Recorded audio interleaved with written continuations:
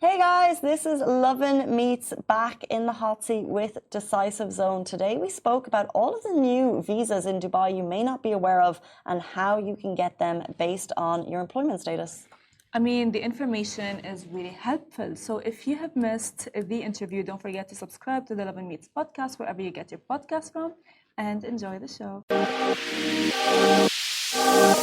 Welcome back to the Lovin Dubai show. Today we're thrilled to have Sahil back in studio, Senior Advisor with Decisive Zone. Today we're discussing new visa types, the latest updates on visas you need to be aware of. We're going to drop some great information on the show. Thank you so much for being here. Thank you for coming back. I'm happy to be back. How you guys been? Everything okay? Yeah, we're good. Mr. Decisive Zone is sick though. Is he okay? Yeah. His golden visa is losing a bit of shine, but he'll be back next week and he'll be charged as usual. Yeah. Hopefully okay. Well, thank you so much again for being here. And my first question is actually, all these new visas are coming out, of course. And what is the job exploration entry visa? So again, tying into what we've been speaking for the last couple of weeks. So the job exploration visa is something that the government's launched as a new initiative in terms of trying to draw in the best talent and then give them time to stay in the country, obviously legally, right? And then during that time for them to find the sort of suitable job for them, because the government's really looking at drawing in the right talent, and this is one way that they've made sure that the right talent gets in. Why am I just hearing about this now? Like, when was it announced, and are people aware of it? It's relatively new. I think it's been a couple of days now. It's okay, like just since it's been official. So it was in works and it was in talks for a little while, and it's been thrown around a little bit, but it's been made official in the last 2 days, I think. Yeah. Okay. Well, what are some of the benefits of skilled professionals who are recent graduates as well? For that visa? I mean, there's obviously there's a lot of people who are flying into the country who are just coming here to study, right? Yeah. So let's say they're 21, 22 years old, fresh out of university, bachelor's degree, etc. And sort of tying into what you guys were talking about, how important a degree is, you know what I mean? Right. Yeah. So so they fresh out of university, and they're looking to sort of start a life in Dubai. And being that they're 21, they won't be able to have anyone sponsor them past their university education. So once they show that, okay, I just got a degree out of a certain university, they can sort of use that paperwork to extend their stay in the country and look for a job while they're here still. And do we have, I know it's very new, but do we have details on price or how long the visa is valid for? Price and validity depends on what kind of tier they're applying for. So it's a spectrum. So for me to throw a number out there wouldn't be fair. Okay.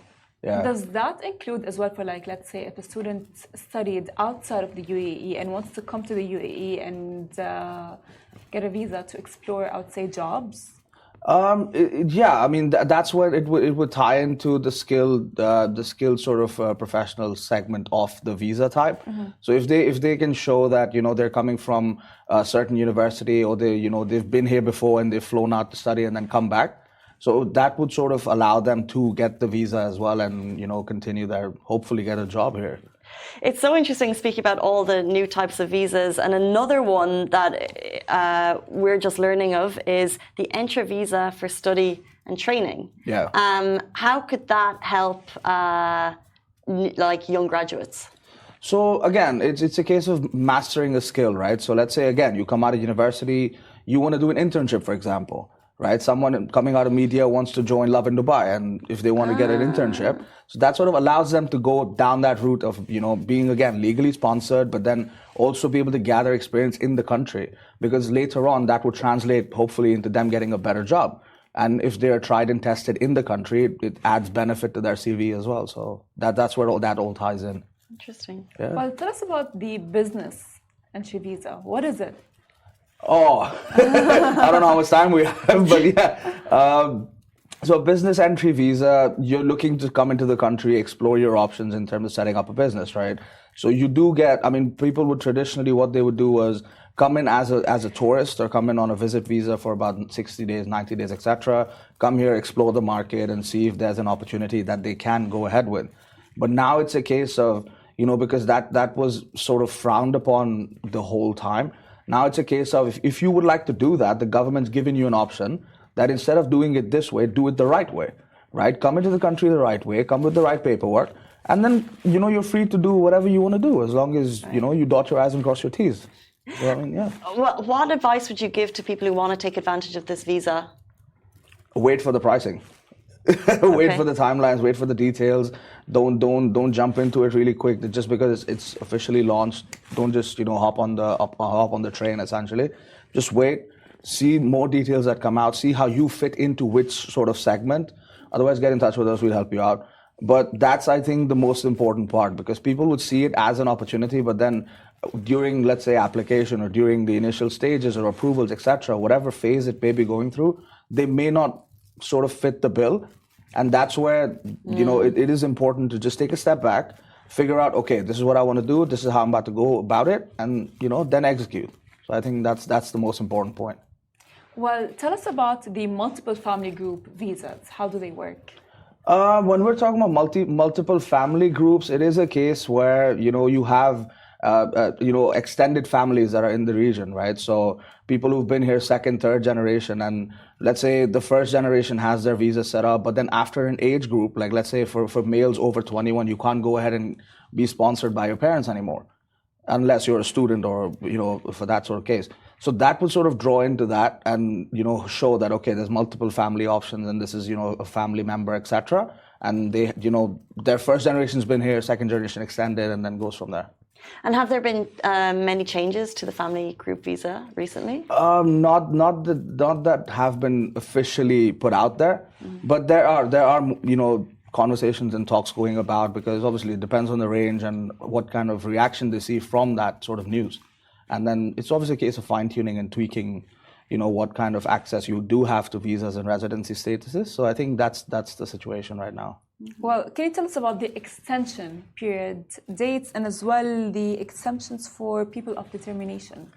Okay, so in terms of extension, if you do have one of these visas, or traditionally, if you do have a visit visa already, for you to extend it, it is possible. You can go, it's a fairly straightforward process.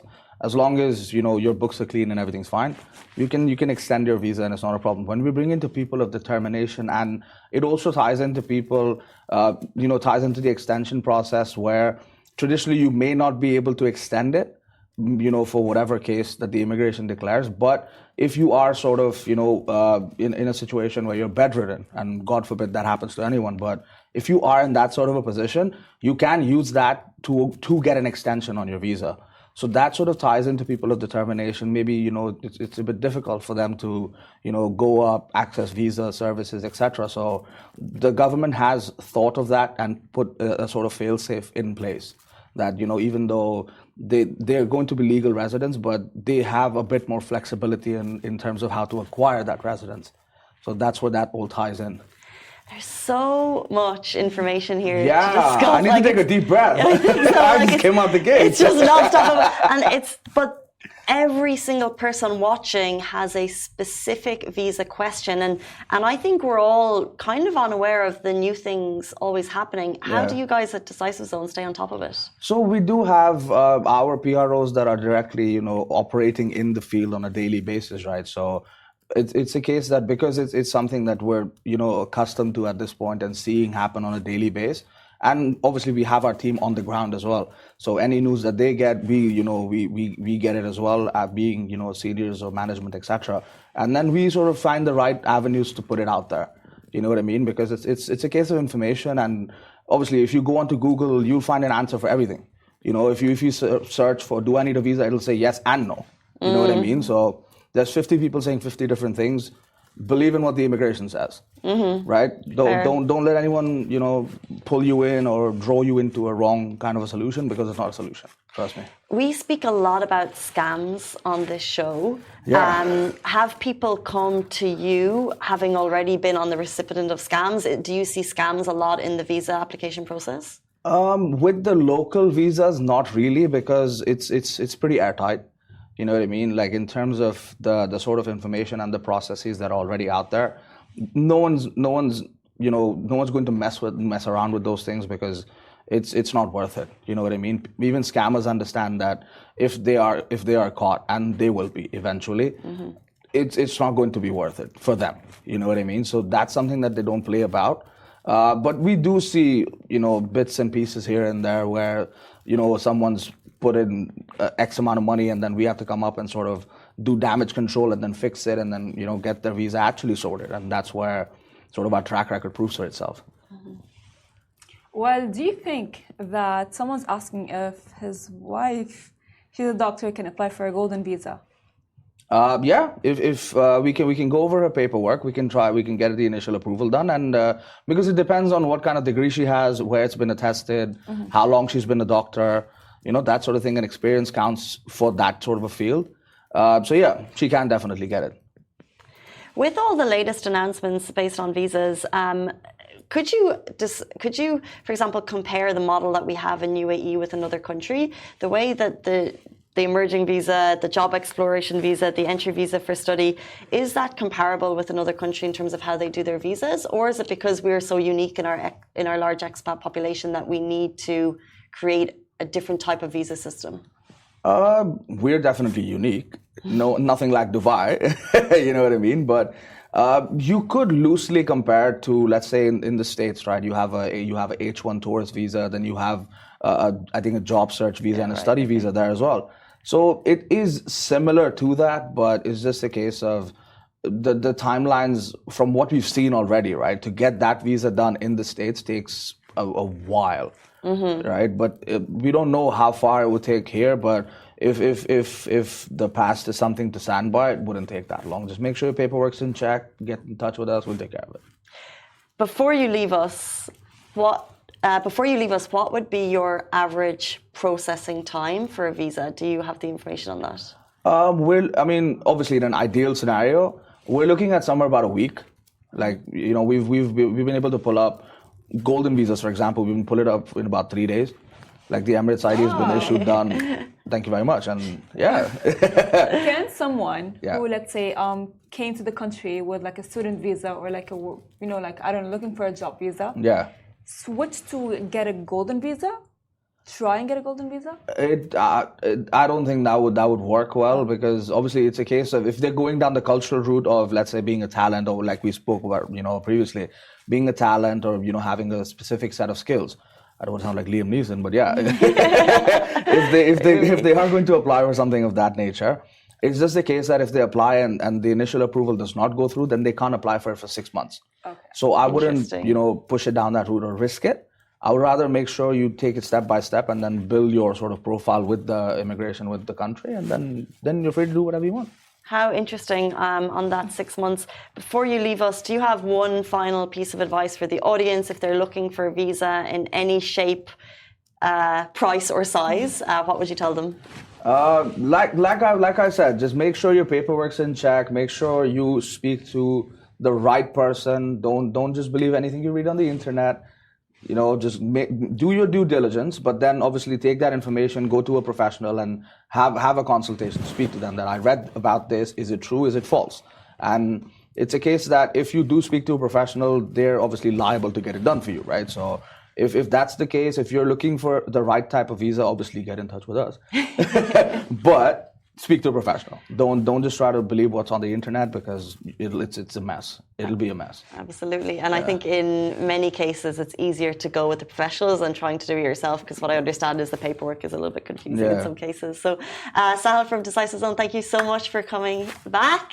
It's every Tuesday. We appreciate the experts coming in and giving us the lowdown on all things visa updates. Guys, that brings us to the end of our show. Thank you, Farah. Thank you, Casey. We'll be back with you tomorrow morning, same time, same place. Bye-bye.